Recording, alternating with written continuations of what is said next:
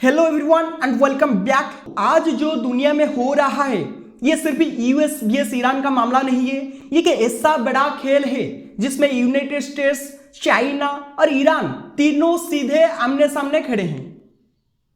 सबसे पहले बात करते हैं उस मूव की जिसने पूरा खेल बदल दिया। 25 अप्रैल 2026 को डोनाल्ड ट्रंप एडमिनिस्ट्रेशन ने एक बड़ा फैसला लिया।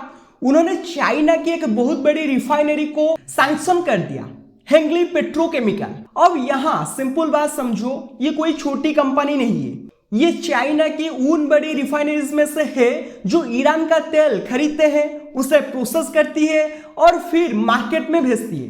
अब सवाल आता है इसमें इतना बड़ा क्या है। देखो, पहले तक यूएसए ईरान पर प्रेशर डाल रहा था, सैंक्शंस लगा रहा था, लेकिन इनडायरेक्टली चाइना को अलाउ कर रहा था कि वो थोड़ा बहुत बाईपास कर ले।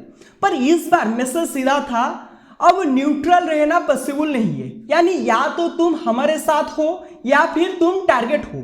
यही से शुरू होता है असली गेम, मैक्सिमम प्रेशर 2.0।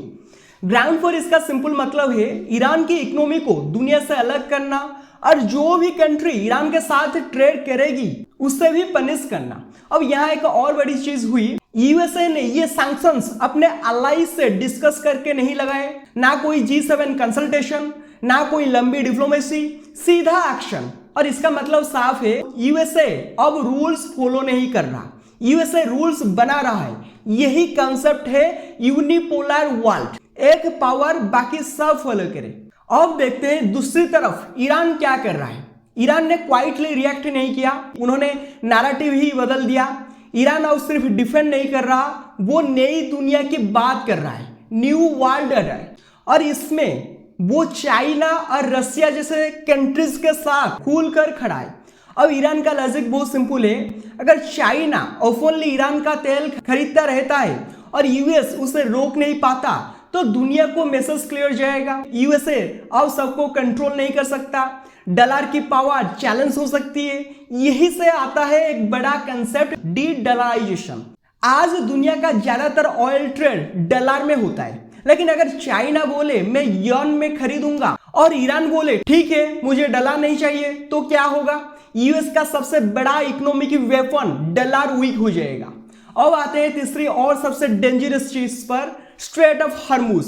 ये दुनिया के सबसे इंपॉर्टेंट ऑयल रूट है, ऑयल सप्लाई का बड़ा हिस्सा यहीं से निकलता है, आप सब जानते हैं। और पिछले कुछ हफ्तों में क्या हुआ, ईरान ने शिप्स रोकने की कोशिश की, कुछ शिप्स पर फायर भी हुआ। टेक्निकली शिप्स फायर टूटा नहीं क्योंकि वो यूएस शिप्स नहीं थे, लेकिन प्रैक्टिकली क्या हुआ, डर फैल गया, शिपिंग धीमी हो गई, इंश्योरेंस कॉस्ट बढ़ गई और सबसे बड़ा इंपैक्ट ऑयल प्राइस स्काईरॉकेट हो गया।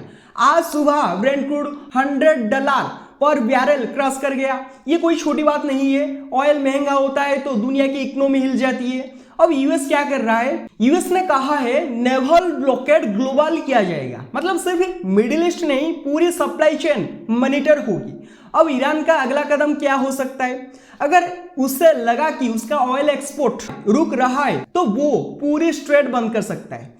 और अगर ऐसा हुआ तो फिर ग्लोबल ऑयल सॉक जाएगा, मार्केट क्रैश होंगी और शायद डायरेक्ट वार शुरू हो जाए। अब समझते हैं एक और hidden layer, shadow fleet. US ने सिर्फ एक कंपनी को सैंक्शन नहीं किया बल्कि 40 शिप्स को भी सैंक्शन किया। ये शिप क्या करते हैं, जीपीएस स्पूफ करते हैं, समुद्र में ऑयल ट्रांसफर करते हैं और इलीगल तरीके से ऑयल चाइना तक पहुंचाते हैं। इसका ईरान का मैसेज चाइना को बहुत सिंपल है, हम एनर्जी देंगे, तुम फाइनेंशियल शील्ड दो। और चाइना के इंटरेस्ट भी उतना ही क्लियर है, सस्ता ऑयल और यूएस से इंडिपेंडेंस। अब गेम साफ दिखाई देता है, एक साइड यूनाइटेड स्टेट्स और उसके अलाइज, दूसरी साइड चाइना, ईरान और रशिया। ये कोल्ड वॉर जैसा नहीं है, ये एक नया वर्जन है, इकोनॉमिक, मिलिट्री और एनर्जी वॉर। अब लास्ट 40 आवर्स में सबसे बड़ा सिग्नल आया, यूएसए ने यूएई और ओमान को वार्निंग लेटर भेजे। मैसेज बहुत सिंपल था, अगर तुम ईरान के ट्रांजैक्शंस अलाउ करोगे तो तुम भी टारगेट हो। अब सवाल है यूएई और ओमान क्या करेंगे। अगर वो यूएस की बात मान लेते हैं तो ईरान आइसोलेट हो जाएगा, लेकिन अगर वो न्यूट्रल रहते हैं तो यूएस और अग्रेसिव हो सकता है। अब इमेजिन करो, ईरान स्ट्रेट बंद कर देता है, यूएसए मिलिट्री स्ट्राइक करता है, चाइना रिएक्ट करता है, ये सिर्फ रीजनल कॉन्फ्लिक्ट नहीं रहेगा, ये ग्लोबल क्राइसिस बन जाएगा।